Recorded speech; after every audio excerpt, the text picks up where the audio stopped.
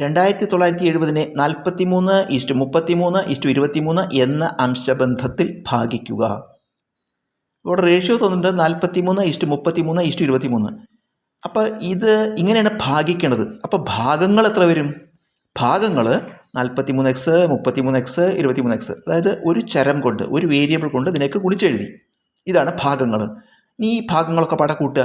43x + 33x + 23x, ഈ 3 ഭാഗവും കൂട്ടിയ ആകെ എത്ര? 2970. ഇത് കൂട്ടുമ്പോൾ 99x സമം 2970. എക്സ് കാണാൻ ഇൻറ്റു 99 അങ്ങോട്ട് എടുത്തു. 2970/99. 99നെ 3 കൊണ്ട് ഗുണിച്ചാൽ 297 കിട്ടും. 99 × 3 297. അപ്പോൾ ആ 3 0 30 എക്സിൻ്റെ വില. അപ്പം നമുക്കിതിന്ന് ഭാഗങ്ങൾ കാണാം. 43x, 33x, 23x, ഇതിലൊക്കെ എക്സിൻ്റെ വില 30 കൊടുക്കുക. 43 × 30, 33 × 30, 23 × 30. ഇത് ഗുണിക്കുമ്പോൾ 1290, ഇത് ഗുണിക്കുമ്പോൾ 990, ഇത് ഗുണിക്കുമ്പോൾ 690. ഇങ്ങനെയാണ് നമ്മൾ ഭാഗിക്കേണ്ടത്.